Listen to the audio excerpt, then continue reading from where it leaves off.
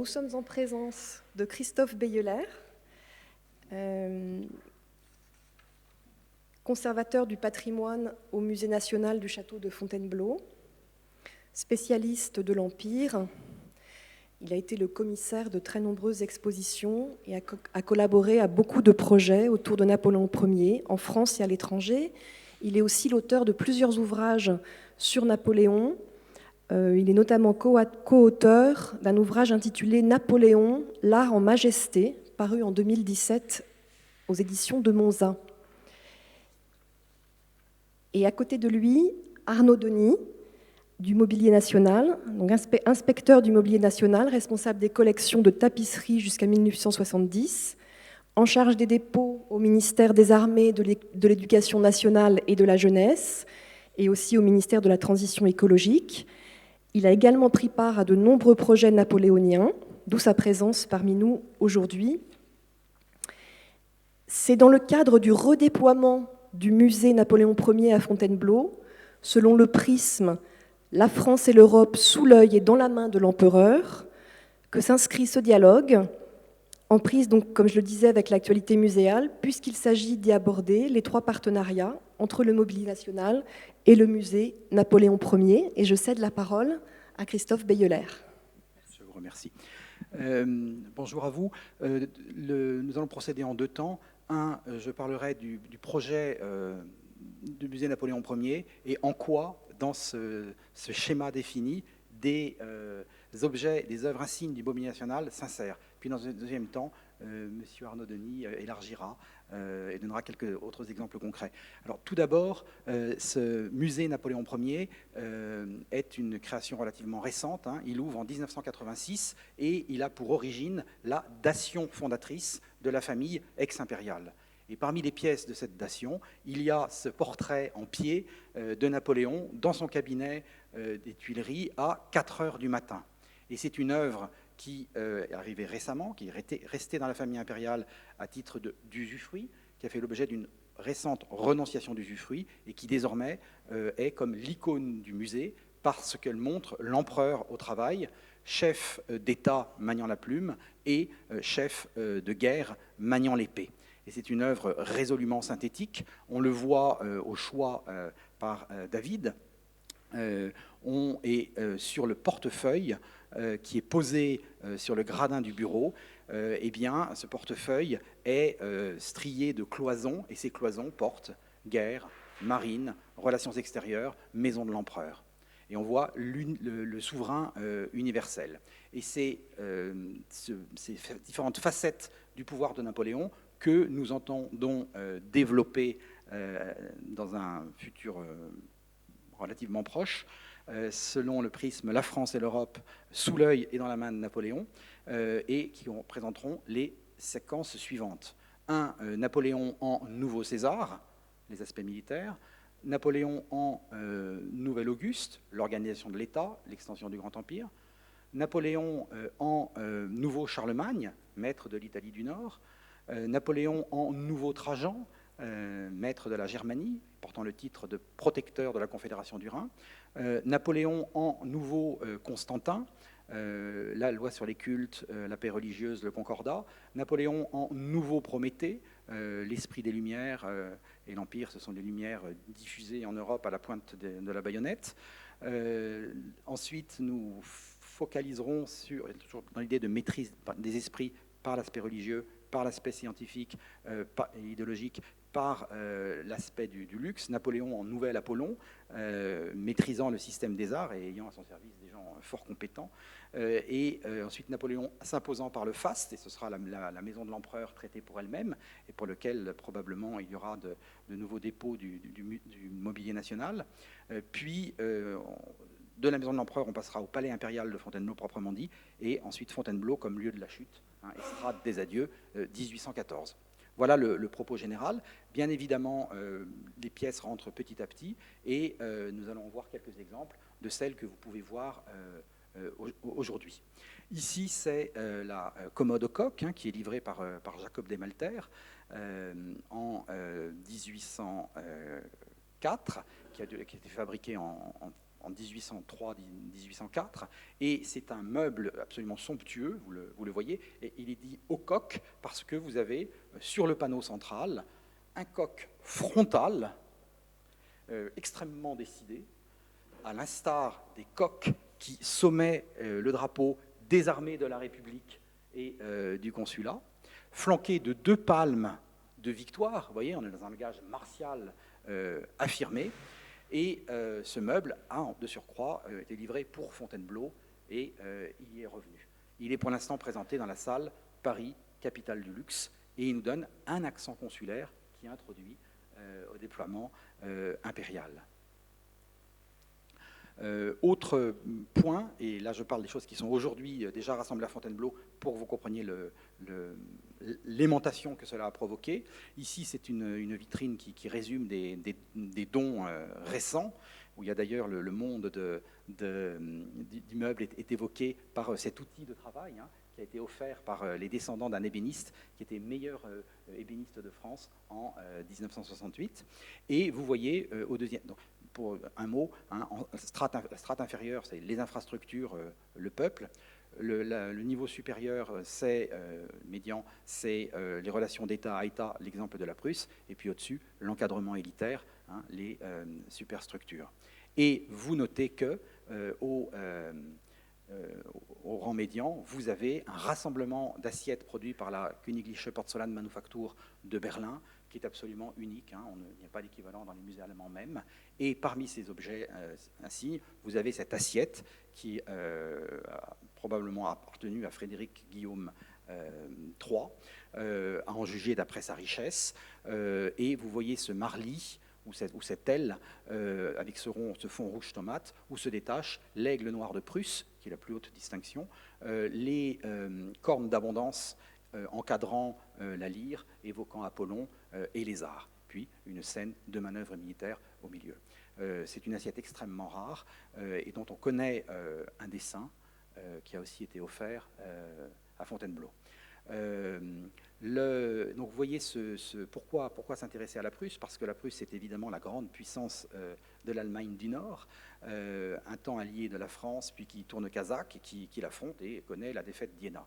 Et paradoxe, au moment même où les armées prussiennes sont taillées en pièces à Iéna et à Auerstadt en octobre 1806, à ce moment-là est présenté à Paris ce meuble dans le cadre de l'exposition des produits de l'industrie nationale. Il est conçu, fabriqué par un certain Dugers de Montrosier, qui est un personnage dont on sait peu de choses en réalité, qui a commencé une carrière d'officier militaire, puis qui à 25 ans a fait autre chose, probablement a été en émigration et réapparaît s'étant apaisé et présente ce meuble qui, par chance, fait l'objet d'une description dans un recueil des ouvrages conçus, c'est le terme, par le sieur Dugers de Montrosier. Et puis il meurt l'année 1806.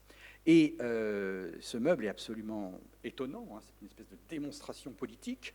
Vous voyez qu'il est en 2 parties. La partie inférieure qui tient du socle et de la console repose sur un piétement en acajou massif qui forme un faisceau de licteurs. Et vous voyez les haches en bronze doré et les lustriers du mobilier national, lorsqu'ils sont venus très aimablement le remonter, ont insisté sur l'extraordinaire qualité et la complexité. Pour le faire de hache, vous avez 12 pièces différentes qu'il faut assembler. C'est absolument un prodige. Et la démonstration politique se sent aussi, bien sûr, dans le choix des attributs. Et en guise d'entretoise, vous voyez 4 javelots entrecroisés, réunis par une couronne de victoire. Au-dessus de cela, vous avez une aigle qui, d'une main, tient le glaive de Frédéric II, et de l'autre, une orbe qui est la riche province de Silésie, arrachée à l'Autriche par la Prusse en 1763. Des trompettes de victoire, liées là encore sur la ceinture par une couronne de victoire aussi, et puis en partie haute, ce monument tout à fait étonnant qui à l'origine renfermait un mécanisme musical qui pouvait jouer 6 morceaux, et puis renferme toujours une une horloge, une pendule, où les heures sont en chiffres romains et indiquées par un petit serpent. Vous voyez que ça fourmille de figures de bronze, soit en frise, qui signifie tous les peuples du monde atterrés de la disparition du grand Frédéric, et puis vous avez sur les côtés l'Europe éplorée, le temps tenant un sablier où s'écoule le grain fatal, sur les côtés encore un guerrier tendant une couronne, ultime hommage au grand Frédéric, et puis Clio tenant dans sa main le code Frédéric, au-dessus Frédéric agonisant, rendant son dernier soupir, une colonne corinthienne hérissée de drapeaux et de boucliers où ce sont des noms de victoires prussiennes, c'est-à-dire autant de défaites françaises, et en partie haute, évidemment, une fama, une renommée jouant de la trompette.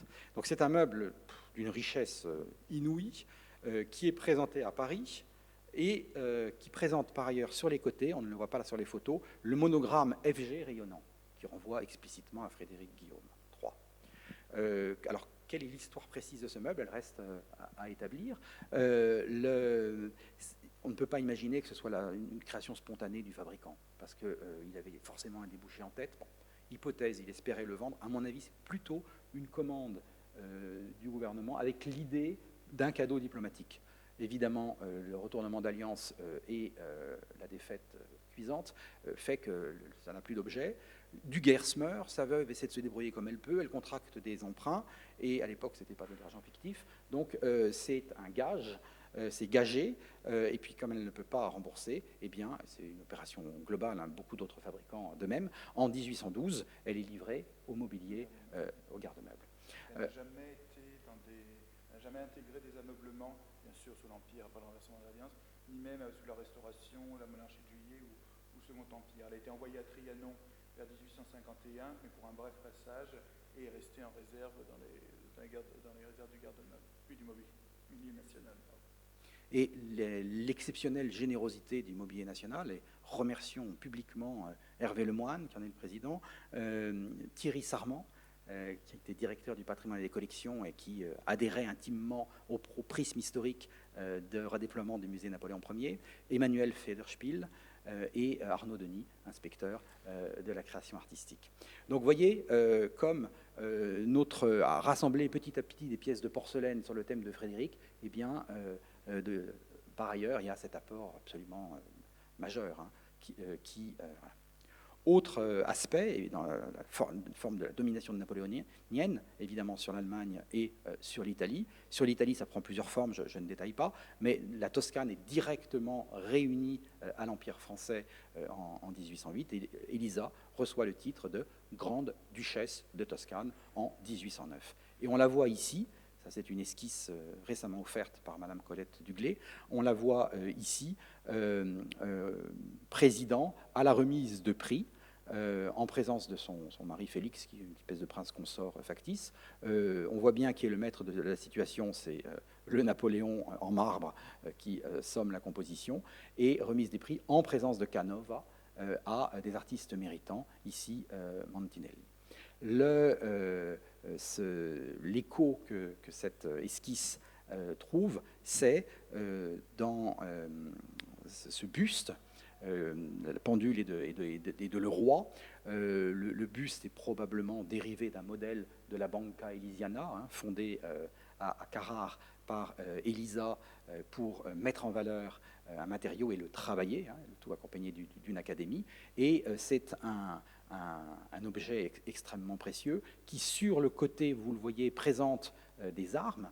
Ces armes, elles combinent ce sont celles d'Elisa, grande duchesse de Toscane, et elles combinent les armes anciennes de Toscane, c'est-à-dire les Médicis, à celles, aux armes anciennes aussi, des Bonaparte. Donc on voit la façon de se mettre dans cette lignée de mécénat. C'est une pendule absolument insigne, qui a appartenu à Elisa, puis à sa fille, Napoléon Elisa. C'est la seule personne dans l'histoire à s'être jamais appelée, prénommée Napoléon Elisa, et que celle-ci a gardé dans son château du Morbihan. Et elle meurt en 1869. L'ensemble est livré au mobilier national, au quart de meuble. Et eh bien, Je ne sais trop où elle est. Elle aussi Pareil. est restée en réserve pendant la République. Elle n'a pas été utilisée dans les ameublements officiels. De sorte qu'elle est rappelée à la vie et elle rejoint eh bien, cette iconographie de la famille impériale que nous avons sous forme de portraits en pied provenant du salon de famille, que nous avons sous forme de petits bustes par Biennet, un par un on essaie d'acquérir.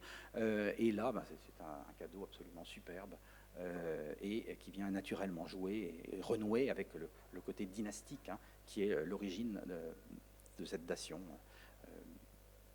de la famille impériale. Par ailleurs, il y a évidemment un thème qui pour nous est très important, c'est ce temps de l'apogée qui est la naissance du roi de Rome, c'est-à-dire l'héritier attendu, et qui est titré roi de Rome. Là, c'est un dessin récemment offert aussi, où on voit Napoléon en majesté, auprès de lui Roma, allaitant l'enfant, à ses pieds Jupiter terrassant les titans, c'est un thème qui sera repris, traité concurremment en même temps par Ingres. Et vous voyez cette démonstration de majesté trouve un écho aussi dans un concours d'esquisses organisé par l'Académie des Beaux-Arts de Gand et un certain Pierre Van Anselaer, qui a travaillé à Gand et qui est l'élève de David, envoie depuis Paris à Gand, sa ville natale, ce projet. On voit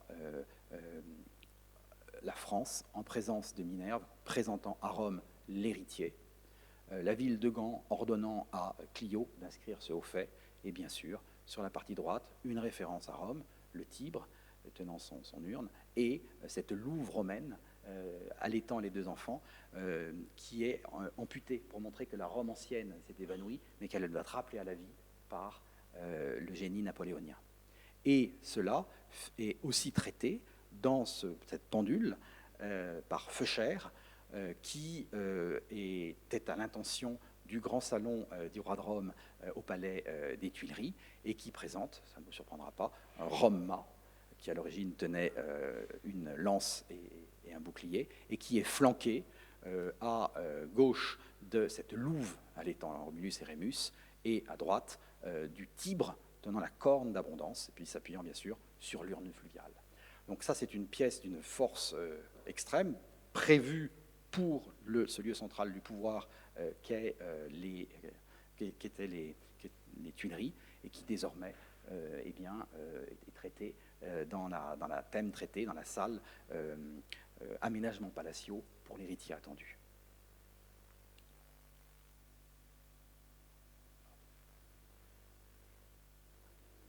Autre dépôt d'importance, c'est et c'est dans la salle conclusive qui s'appelle Lendemain d'Empire. Merci. Une salle qui ouvre vers l'aval le musée, où on évoque les régimes qui ont suivi. Vous voyez, la salle est structurée par l'écritoire dite de l'abdication à Fontainebleau, qui a été transformé, qui a reçu ensuite les armes de l'Empire ont été ôtées au profit des armes de France sous la Restauration, sous Louis XVIII et Charles X que vous voyez au-dessus, et puis ensuite transformé en loi, en référence à la charte, sous Louis-Philippe. Et donc cet objet, par sa mue même, exprime cette succession des régimes, et en regard de cette salle Lendemain d'Empire, il y a aussi une salle consacrée à la donation du général Grouvel, des descendants, où le passage du temps est exprimé par ces décorations et leur mutation, l'amputation des fleurs de lys par exemple, dans les décennies qui suivent. Et entre ces deux vitrines, eh bien, trône désormais sur la cheminée cette pendule livrée par Gall, dite Au Grenadier, où vous voyez que vous avez une base avec trophées, figures de victoire, attributs, et au-dessus un soldat de la garde impériale, on le voit, ce grand bonnet d'ourson, sabre à la main, tenant un drapeau de l'autre, drapeau qui est perforé par la mitraille, allusion à Waterloo, et sur le cerclage de la roue, vous avez qui est doré, très astucieusement, vous avez le cadran numéroté de chiffres romains. Eh bien, cette pendule, qui évidemment était impensable aux Tuileries avant 1830, sous la monarchie de Juillet, qui remet à l'honneur la geste napoléonienne pour à son profit, hein, pense Louis-Philippe, eh bien, en 1832, elle est acquise pour l'appartement du duc de Nemours. Donc vous voyez comment on peut, grâce à ce concours ô combien précieux, donner des accents très très nets à des meubles qui ont une histoire, par des meubles qui ont une histoire très différente. La commode livrée directement pour Fontainebleau, le buste d'Élisa resté continuellement familial puis garde-meuble, ceci acquis après coup, enfin c'est une forme de lendemain d'empire en 1832. Donc vraiment ce partenariat est pour le château de Fontainebleau extrêmement précieux. Tout d'abord, le dépôt est dans l'ADN même du musée. Hein. Quand il ouvre en 1986, il y a des dépôts de plusieurs institutions, le Louvre, Versailles, Sèvres, le Mobilier National, bien évidemment. C'est des dépôts qui s'échelonnent, et au fur et à mesure des travaux scientifiques, des grandes expositions de fonds, comme Palais disparu, qui a fait l'objet d'un magnifique catalogue, au fur et à mesure des parutions des catalogues des collections aussi, hein, par notamment Madame Dupuy-Belay, tout ce travail scientifique accompli au Mobilier National bien peut trouver un point de chute et une exposition publique au musée Napoléon Ier du château de Fontainebleau. Alors j'ai évoqué avec vous un peu plus de façon plus élargie le partenariat tel qu'il s'est développé ces dernières années entre le Mobilier National et le château de Fontainebleau. Tout d'abord, les mouvements ont été constants entre le garde-meuble, d'abord impérial, et le château de Fontainebleau, mais aussi avec les autres résidences, bien évidemment. Des mouvements qui sont plutôt des entrées dans les diverses résidences, et à Fontainebleau, depuis l'envoi, le remeublement un peu hâtif, à la hâte du château en l'an 13 pour la réception du pape Pie VII, puis les grandes campagnes de remeublement lorsqu'il s'est agi justement de remeubler les divers appartements qui avaient été vidés à la Révolution, jusqu'au complément et aménagement de la Restauration, mais surtout de la monarchie de Juillet et du Second Empire.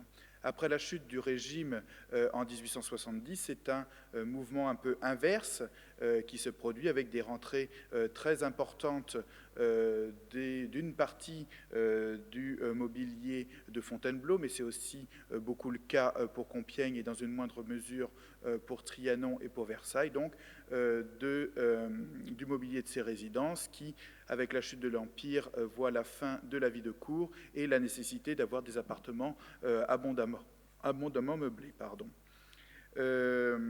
Vous avez ici, ce mobilier de Fontainebleau notamment, mais donc aussi des autres résidences, sert aux nouvelles résidences, on va dire, aux nouveaux bénéficiaires du garde-meuble de la Troisième République, que sont bien sûr les résidences présidentielles qui se développent, les hôtels ministériels et les ambassades de France à l'étranger. Vous avez ici un exemple avec cette photographie du début du XXe siècle du bureau du ministre des Affaires étrangères au Quai d'Orsay, que l'on reconnaît grâce à une partie des tapisseries de la vie de Marie de Médicis qui a été tissée au Gobelin sous la monarchie de Juillet à partir des tableaux de Rubens conservés au Louvre, et qu'on reconnaît également avec au centre du guéridon l'écritoire traditionnel en vermeil des ministres des Affaires étrangères. Sur cette photo, on remarque également une partie des sièges qui sont d'époque consulat, couverts en tapisserie Beauvais à bouquets de fleurs, et qui sont ceux qui étaient présents jusqu'en 1889 dans le salon des officiers de l'appartement Louis XIII à Fontainebleau. Alors, il provenait du premier ameublement de Saint-Cloud de 1802, était rentré à Fontainebleau sous le règne de Louis-Philippe, et depuis le Second Empire ornait le salon des officiers de l'appartement Louis XIII qui avait été réaménagé. Donc après sa rentrée au garde-meuble en 1889, cet ensemble a été envoyé au Quai d'Orsay pour d'abord l'hôtel du ministre des Affaires étrangères, comme vous le voyez cette photo, puis après dans sa résidence, la résidence affectée, enfin donnée au ministre des Affaires étrangères à la Selle Saint-Cloud. Et il est resté en place jusqu'à la fin des années 1990 et rentré aux réserves au Mobilier National. Et suite aux recherches liées au remeublement de l'appartement du pape ont été déposés au château de Fontainebleau, où ils ornent depuis donc le salon des officiers, la pièce pour laquelle ils avaient été placés en dernier avant la chute du Second Empire.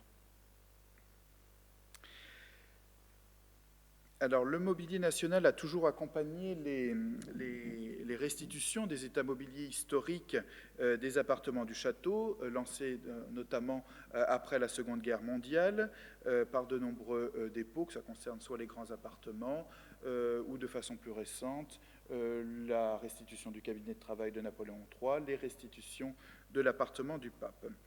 Et comme Christophe l'a signalé, a aussi accompagné la création du musée de Napoléon Ier, avec le dépôt notamment surtout du Grand Vermeil de l'Empereur.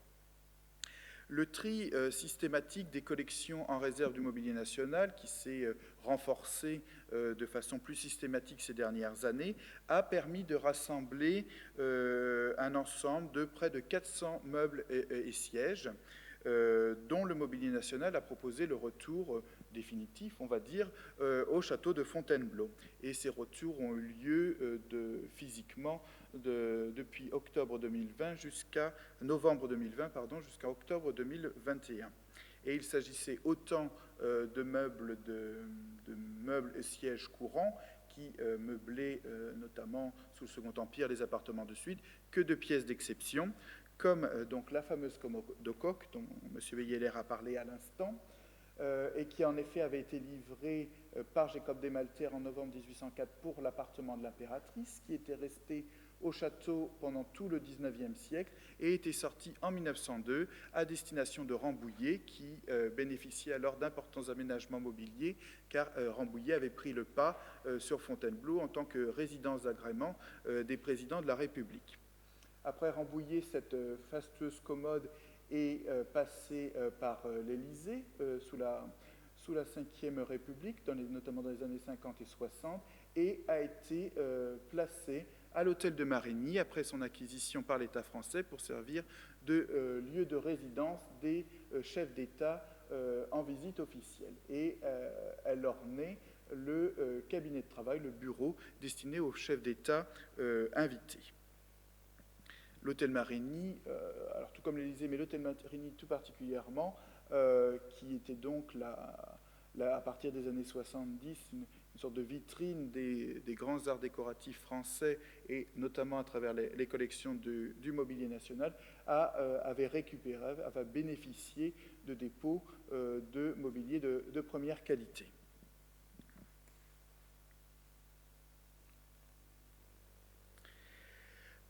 À la suite donc de ces grands retours de meubles et de sièges, la fin de l'année 2021 et l'année 2022 sera plutôt consacrée à certains retours de bronze emblématiques, de bronze d'ameublement assez importants pour le château de Fontainebleau.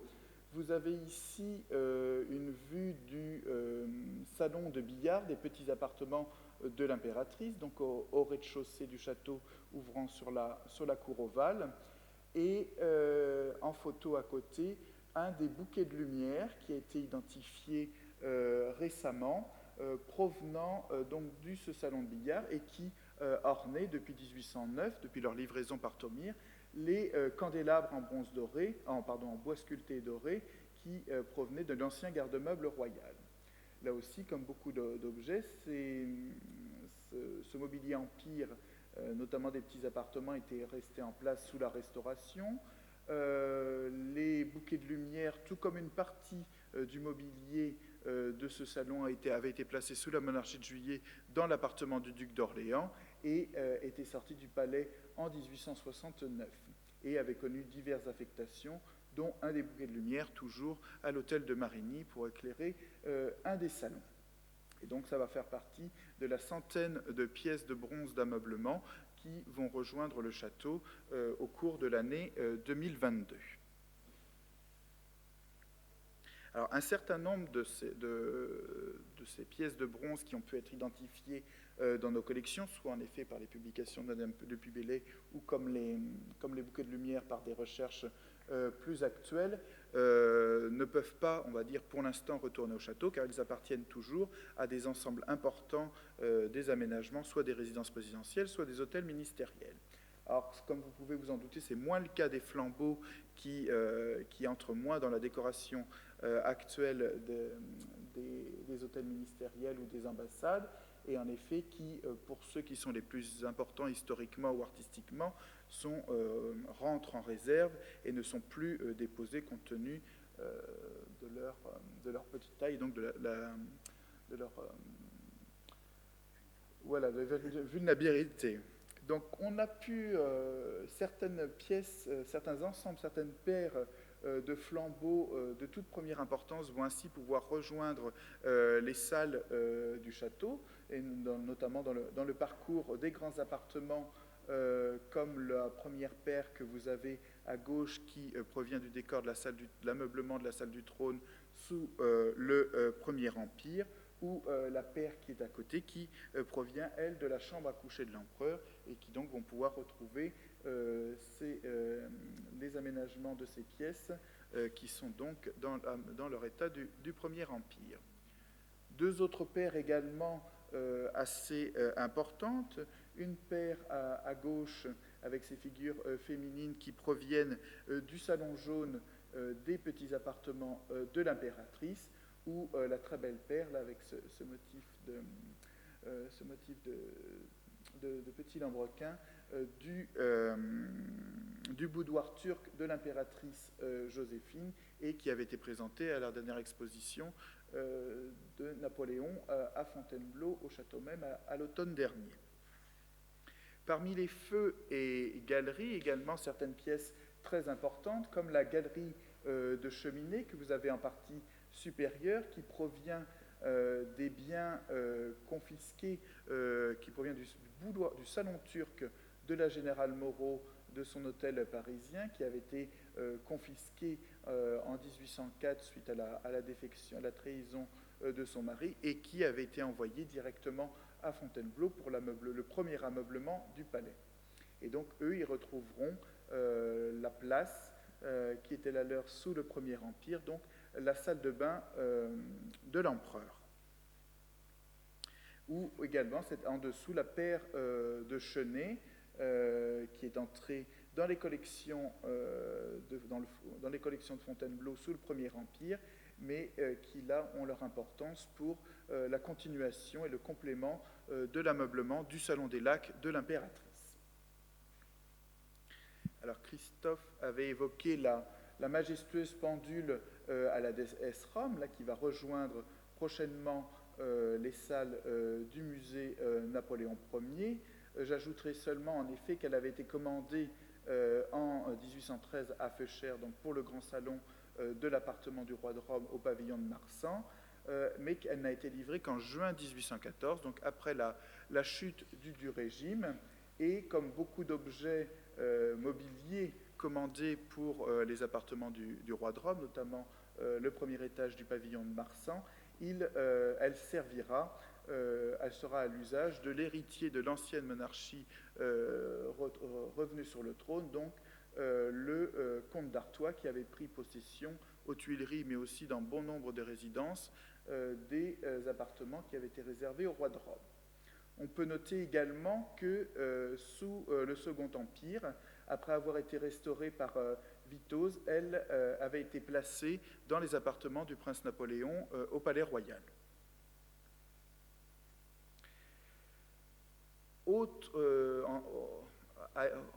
Pour compléter ces retours un peu importants, au-delà des objets du Premier Empire qui intéressent à la fois le musée Napoléon Ier, mais aussi les appartements du château, ce coffre à jeu datant du Second Empire, et dont on ne connaît pas pour l'instant l'origine, mais que l'on trouvait au début en 1894, inventorié dans le salon des jeux donc du président de la République à Fontainebleau, et qui était l'ancien fumoir de Napoléon III, devenu salon des jeux par la suite. Et là aussi, Il avait fait partie de tout cet ensemble mobilier qui avait pris le chemin de Rambouillet entre 1896, mais surtout 1901-1902, pour meubler le château, donc, qui était devenu la résidence des présidents de la République après Fontainebleau. Et là aussi, lui, il est revenu au château au début de cette année et va bénéficier d'une restauration dans les ateliers du château pour être présenté à nouveau au public. Parmi les éléments que l'on souhaite poursuivre dans les prochaines années, c'est le cas des tapisseries, notamment de l'appartement du pape, dont certaines sont déjà revenues.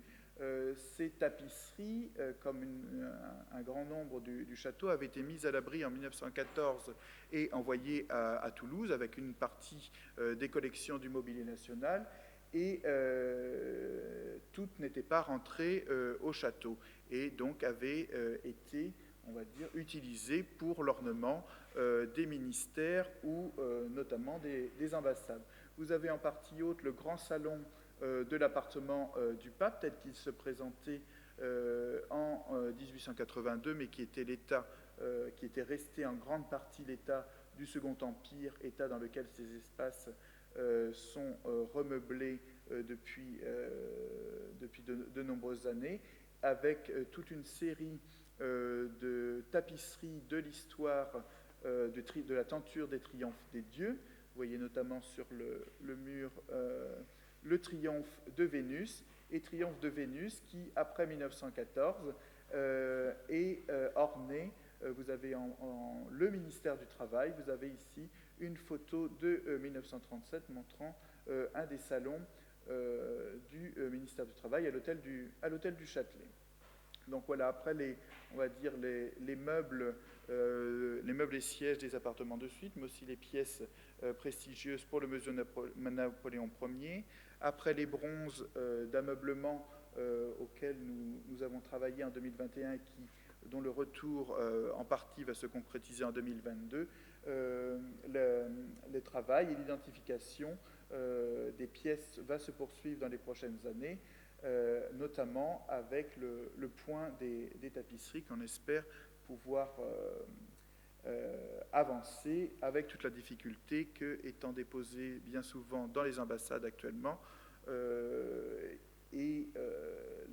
décor des ambassades étant pour certains construit autour des tapisseries, il est plus difficile de les remplacer, mais pas impossible, puisque certaines pièces du Triomphe des dieux sont déjà rentrées, notamment du Sénat, il y a quelques années, de les faire rentrer, donc pour les remettre en place dans les pièces à laquelle elles avaient été destinées ou pour lesquelles elles ornaient en dernier lieu. Je vous remercie. Merci beaucoup. Alors, il nous reste du temps pour un échange. Y a-t-il des questions? Je vais me déplacer pour vous passer le micro. Bonjour, j'ai une question. Vous avez parlé de dépôt définitif, en fait de retour définitif au château.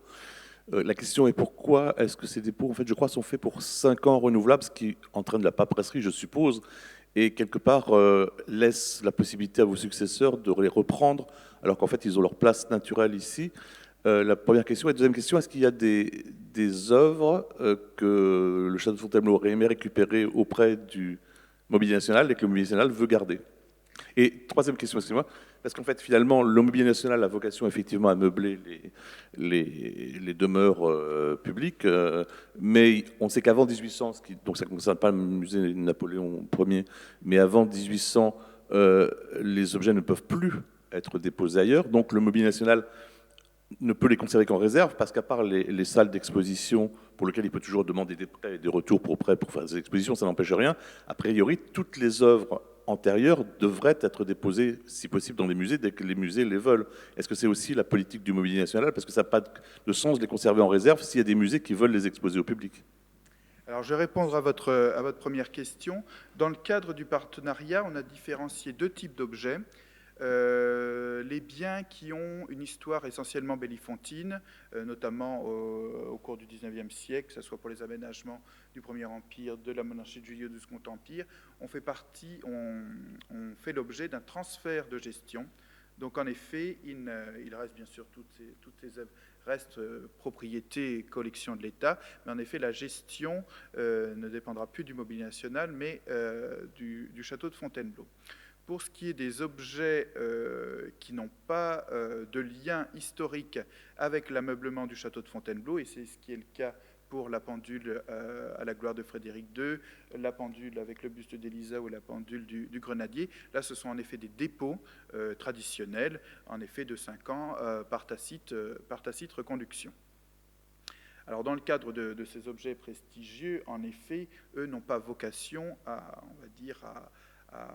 être utilisés dans des ameublements officiels, et en effet, ils ne peuvent être demandés, on va dire, que pour des pré-expositions, que ce soit de la part du Mobilier National ou d'autres institutions qui souhaiteraient nous en faire la demande, et en concertation avec le château de Fontainebleau. Pardon, la deuxième. Alors, les mœurs antérieures à 1800. Alors, en effet, dans les textes réglementaires qui régissent la gestion, enfin les dépôts des collections du mobilier national, il y avait qui datent de 1980 et qui ont été reprises au fur et à mesure des actualisations ou des différents passages de statut, des différentes modifications de statut du mobilier national. Les objets antérieurs à 1900 ne peuvent plus être déposés. Cette modification a été, enfin cette donnée a été modifiée, a été changée dans le nouveau texte réglementant l'établissement public du mobilier national. Alors cependant, pour ce qui se faisait avant, en effet, nous ne pouvions plus déposer de nouveaux objets antérieurs à 1800, mais les objets antérieurs à 1800 qui étaient notamment à l'Élysée, à Matignon, pour bien sûr le bureau du président de la République, le bureau du Premier ministre, les grands salons de réception, ne sont pas revenus, de même qu'il en reste dans les ministères. Les nouveaux dépôts n'étaient plus autorisés, sauf de rares exceptions, et pour les pièces les plus prestigieuses de ces palais ou de ces hôtels ministériels, mais en effet, les objets antérieurs à ces dates sont restés en place. Et lorsqu'il y a des demandes particulières de retour, comme ça s'est fait beaucoup pour notamment Versailles dans les années 2000, notamment il y avait la paire de consoles provenant de Fontainebleau sous Louis XVI, mais destinée à Versailles, et qui était déposée notamment aux Invalides. Là, il y a des négociations sont tout à fait possibles. Nous avons demandé à notre bénéficiaire le retour de ces consoles, et auxquelles nous avons proposé des consoles de substitution. Et les consoles ont été déposées à Versailles dans l'appartement intérieur du roi, si je me trompe pas.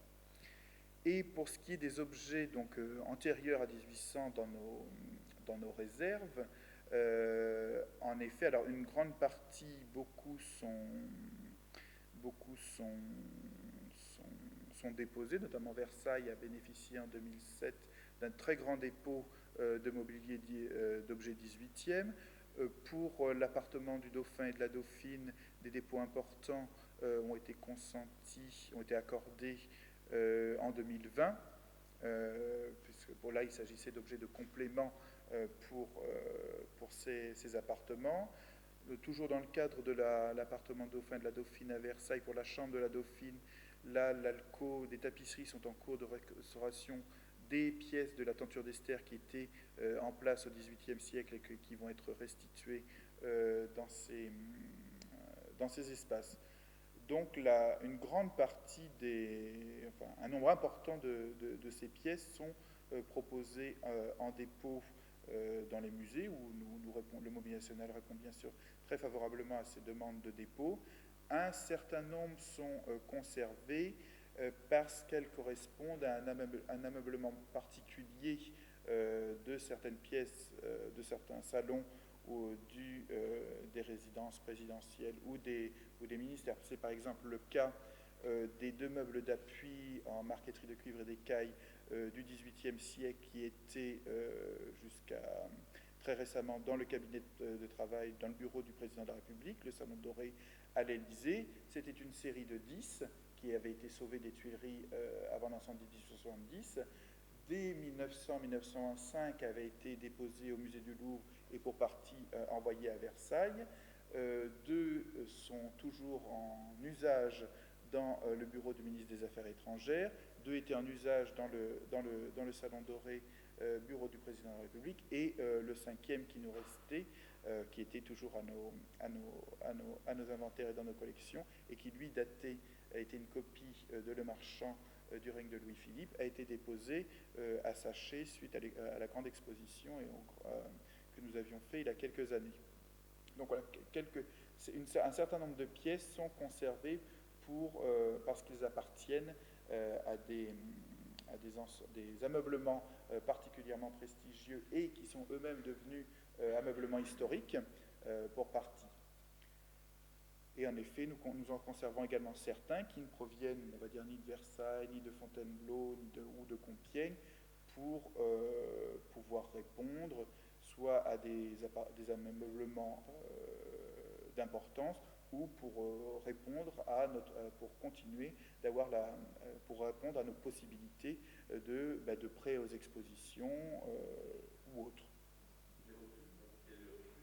Alors, il n'y a pas de refus strict, mais en effet, certains éléments on va penser au fauteuil d'une partie de la salle du trône de Napoléon Ier à Fontainebleau, dont une des chaises qui était en réserve a été restituée, a fait partie du transfert de gestion de l'année dernière, a été montrée à l'exposition.